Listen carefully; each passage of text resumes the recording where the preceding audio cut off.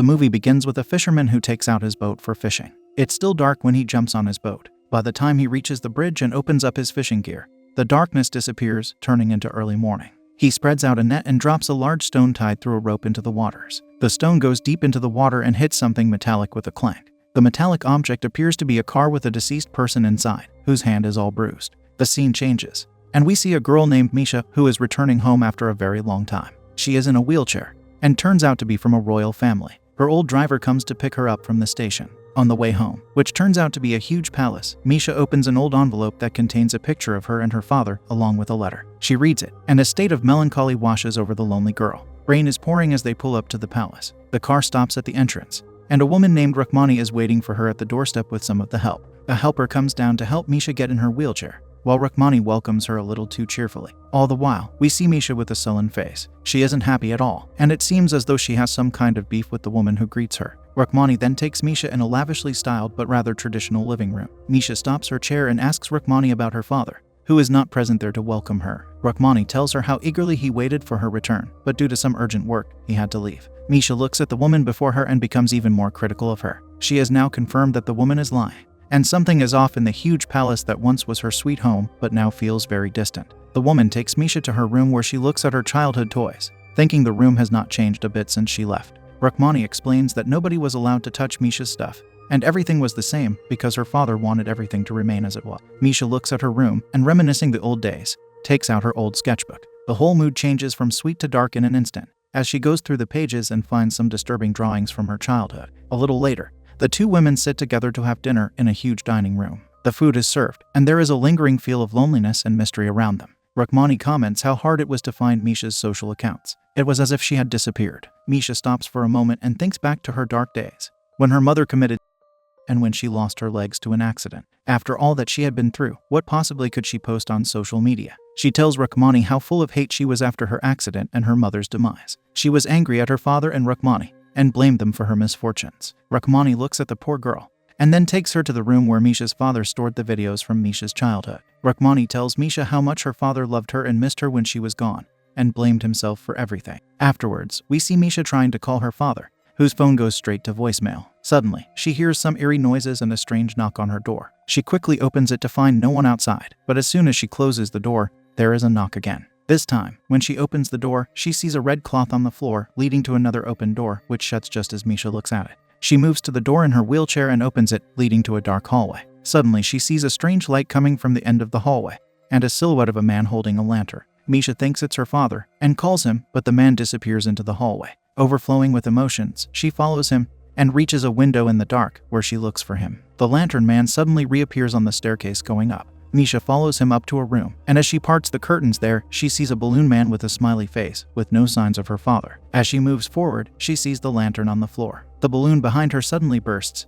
giving the poor woman a scare. She accidentally falls on the stairs and faints. Misha wakes up in a bed and sees a doctor, who is there to treat her. Rukmani is also there, all worried. Misha tells them how she saw her father and followed him, but nobody seems to believe the poor girl. The doctor also responds that he is out, handling some business affairs. Despite their opposition, Misha insists that she saw her father in the magician costume, so all of them go out to check, just to get Misha satisfied. The house help looks all over the place, near the fountain as well, but they find no one there. The doctor tells Misha that she would have seen her own reflection, and indicates that nobody should go near the water at this time, because it is considered a bad omen. Rukmani apologizes to the doctor for disturbing him this late, and everyone goes off to get some sleep. The next morning, Misha is having breakfast on the lawn when Rukmani joins her for her morning tea. She asks Misha to get ready, because she wants to take her to her father's favorite sport, which is skeet shooting. Misha responds by saying that her father's favorite sport was horse riding instead. Turns out after an accident, Misha's father changed from riding to shooting. Misha keeps wondering just how much her old life and its people have changed since she has been gone.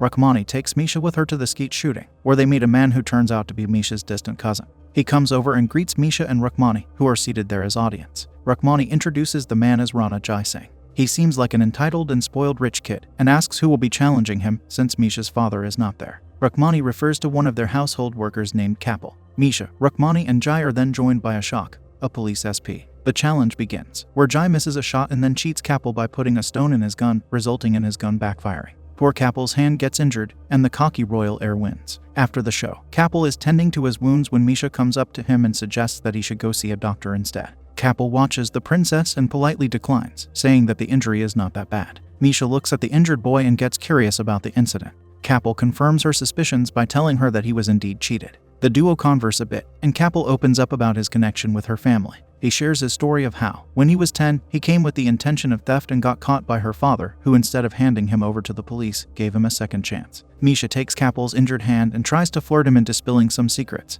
but it turns out the poor boy really knows nothing. He metaphorically tells the woman that, although the distance from his quarters to the palace is not that big literally, in reality, it's a long way, implying that he is a mere servant, and it's impossible for him to know anything. Later that night, Misha wakes up from her sleep due to a strange noise. She immediately follows the sound leading to the piano room. The sounds turn out to be the piano notes, but when she emerges into the room, she sees that piano is playing all by itself. She also finds a freshly lit cigarette at the top of the piano, which is emitting smoke. With her hands shaking, Misha tries to touch the piano, but before she can touch any keys, suddenly the lights from the next room turn on. This startles the poor girl. She then slowly and carefully opens the doors to the room and finds an old movie tape playing, with a man sitting next to the piano. The man, who turns out to be Misha's father, slowly turns to her and holds out a hand, asking her to join him. Misha, now overcome with intense emotions, holds out her hand. Suddenly, a hand barges out from behind the curtain and grabs her. Misha is terrified and shrieks at the sudden attack. The next morning, Rukmani, SP Ashok and Kappal are gathered in Misha's room. She recounts the events of last night, but nobody seems to believe her. SP Ashok gets the palace checked, but is unable to find anything strange.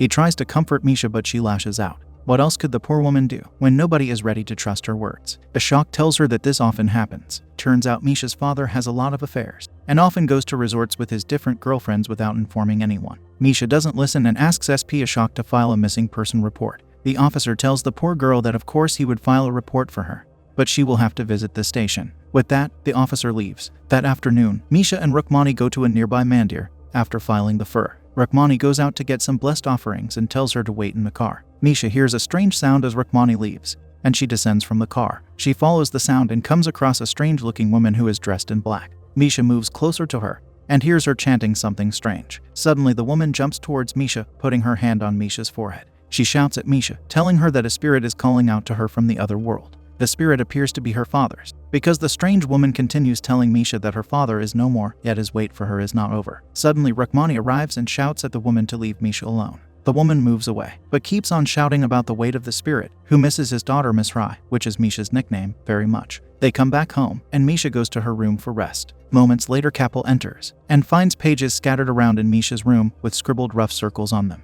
Kappal calls her name a few times, but she is busy scribbling on a page, so he comes closer to get her attention. As Misha looks up at the man, he offers her a box that Rukmani has sent her. It contains sweets from the mandir for Misha. He looks at the girl, concerned, and asks her if she is doing okay. Misha isn't able to keep the information of meeting the weird lady at the mandir to herself, and tells Kappal all about it. The poor woman begs him to bring the lady to the palace, so that Misha can ask all the questions that she is curious about. Kappal initially refuses, but eventually he brings the woman to Misha. The following scene, we see Misha, Kappal, and the sorceress sitting at a table in Misha's bedroom. The woman takes an object that looks like a cylinder with a rod. She taps them together and chants some strange and eerie spells. Suddenly, the woman announces that there is a spirit in the house, wandering and not at peace. She tells Misha that the spirit is hurt and bears excruciating pain. Misha is immersed in the spell and eagerly listens to everything she hears. She believes that her father's spirit is reaching out to her for help, and she must do something for him. Suddenly, the sorceress demands Misha's childhood sketchbook and opens up a page with drawings of a house on fire. Terrified, Misha gets emotional looking at it,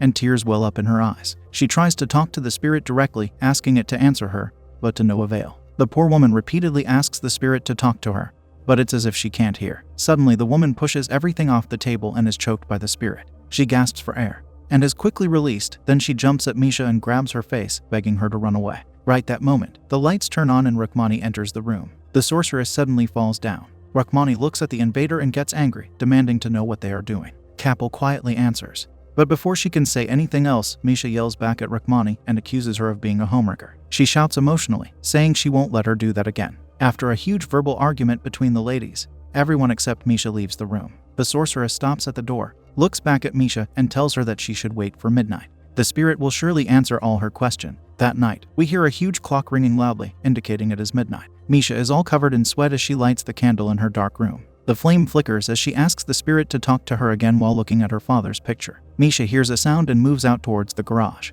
Once there, she finds the sound is from the engine of a car, and suddenly, all the engines begin to whir loudly. The bulb lights up, producing a stinging, sharp sound. Misha closes her eyes and covers her ears in terror. The sound stops. Misha is badly shivering and breathes heavily as she opens her eyes. She tries to look back into the dark garage again. The headlights of one car among them all are lit. She wipes off the dust from the glass and sees the lifeless body of her father in it. Misha tries to open the door, but it is locked, so she shouts for help, panicked and scared. Quickly, almost all the people of the household gather in the garage, with all the lights turned on. Misha, trembling, points towards the car in which she saw the body. Rukmani asks Kappal to check the vehicle, but he finds nothing and tells Rukmani that there is no one there. Hearing this, Misha retaliates by saying that she saw someone there and was very sure of it. She comes near the car herself, finds nothing, and then starts crying hysterically. The poor woman has started thinking she is going crazy. The next morning, Misha is in her room, staring blankly at the wall, when the house helper comes to her and tells her that her father has called and Rukmani is talking to him. When Misha arrives, she hands over the phone to her. With a blank face, Misha just listens to her father speak without saying anything.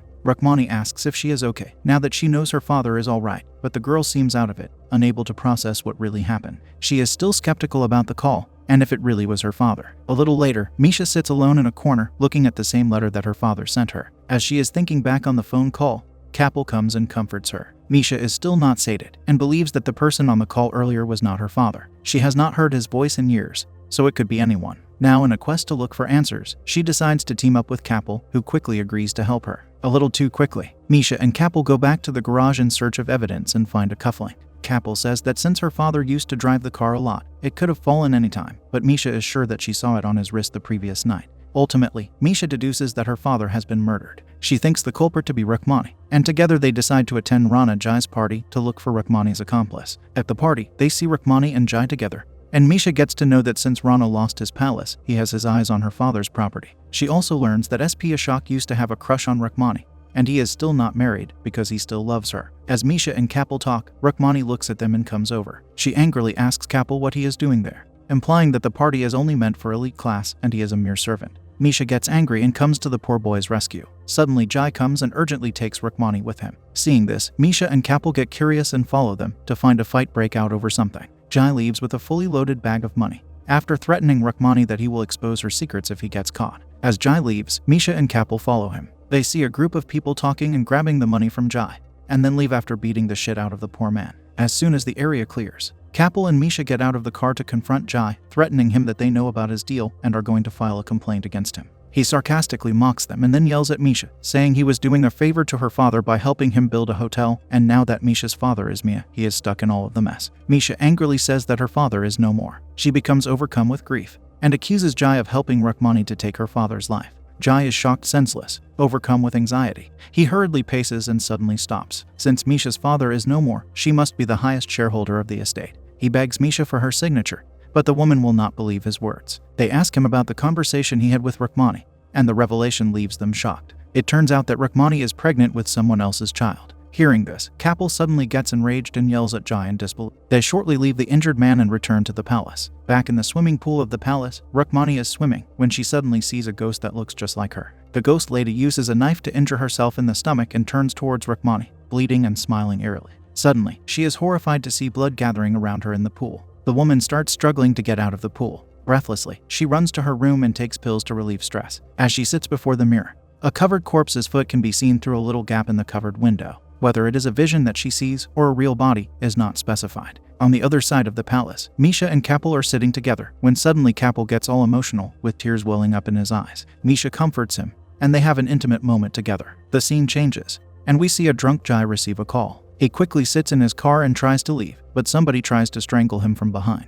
After struggling for a bit, Jai eventually escapes and runs for his life, but to no avail as his assaulter quickly catches up to him and mercilessly takes his life. The next morning, Misha comes to Rukmani's room and mocks her by asking about her pregnancy. Rukmani, already drained from last night's incident, shouts at Misha. Suddenly, Kappal comes running into the room with SP Ashok on call. He informs them of the sad news about Jai's passing. As Kappal leaves, Rukmani suddenly grabs Maya and requests Misha to leave as well. Kappal and Rukmani leave, while Misha is left behind, totally lost on what happened just moments earlier. She thinks hard about all that is happening around her, and an idea pops into her mind. She quickly grabs her father's cufflink and goes to Commander, her father's dog. She makes the loyal dog smell the link and lead them to him. Commander leads Misha towards the old lawn, which was previously locked for years. There, the dog barks at the water, and Misha asks her driver, who was accompanying them, to dive in and see what secrets lie in the depths of the terrifying and ominous-looking water. Meanwhile, Misha herself calls Kappal to tell him about her new discovery. Her driver finds the body, and finally it emerges out of the water and into the world above. Although Misha had already suspected all this, nonetheless, seeing it come true in all its reality makes the poor woman break down into pieces. She doesn't even get time to collect herself when she is suddenly grabbed from behind and kidnapped.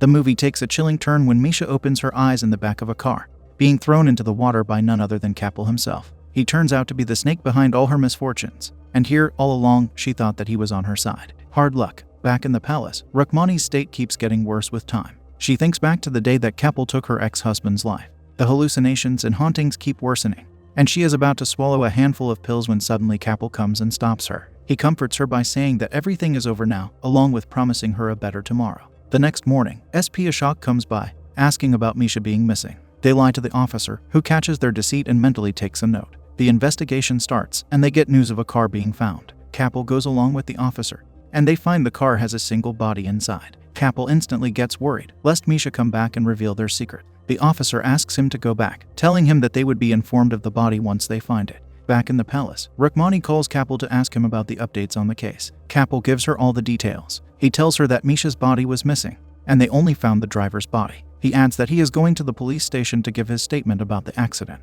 Rukmani tells him to stop, but the line is cut off. Suddenly the lights go out, scaring the hell out of her. She runs out to find their family doctor coming over, asking about Misha. She tells the doctor that Misha insisted on returning. The doctor sees her erratic state and tells her that a deceased girl cannot have lost her life again, implying that Misha was already gone and the one who came here was not Misha. Rukmani, already under extreme shock, now goes almost to the state of psychosis. Suddenly, she catches a glimpse of Misha at the entrance to the palace. They enter the palace, and when Rukmani sees the girl alive and breathing, for a moment she is both shocked and relieved. There she gets to know that the girl who pretended to be Misha was, in fact, her friend Fatima. As it turns out, Fatima met Misha's father at Misha's birthday. The Raja Sahib said some words of wisdom that Fatima remembered throughout her life. Years later, by chance, Fatima met Misha again and saw her suffering from anxiety and depression. The only connection Misha had left with her father was their family doctor. The poor woman had lived her life in misery and loneliness, away from home, but after meeting Fatima again, she had gotten the courage to reach out and connect with her father again. But unfortunately, on the day of their meetup, her father seemed to bail out on her,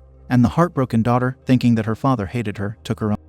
After seeing her friend go through such a tragedy, Fatima, along with the doctor, made plans to disguise themselves and invade the Dark Palace to seek out the truth and punish those deserving of it. Rukmani gets hysterical and begs Fatima to spare her child. Suddenly, Kappal enters the room and attacks the doctor. Rukmani instantly jumps in front of the man and tries to stop him. She is no longer interested in the estate and the money, but the life of her and Kappal's child. But Kappal has other plans in mind. Blinded with greed, he pushes Rukmani aside and goes after Fatima. Rukmani finally understands the true intentions of her lover. Everything he did was not for her or their child, but rather for his greed and thirst for money and power. She grabs a gun and goes to end the madness. There, a struggle ensues between her and Kappal, accidentally making the gun fire and hitting Rukmani by mistake. Her lifeless body falls into the pool, and Kappal, finally realizing the extent of his mistake, breaks down near the pool. Fatima takes this chance to escape, but is soon chased by the mad Kappal. He takes the gun that Fatima is holding and pulls the trigger. The gun backfires, and the mad and greedy villain is slain by his own hands. The movie ends with Fatima visiting the palace.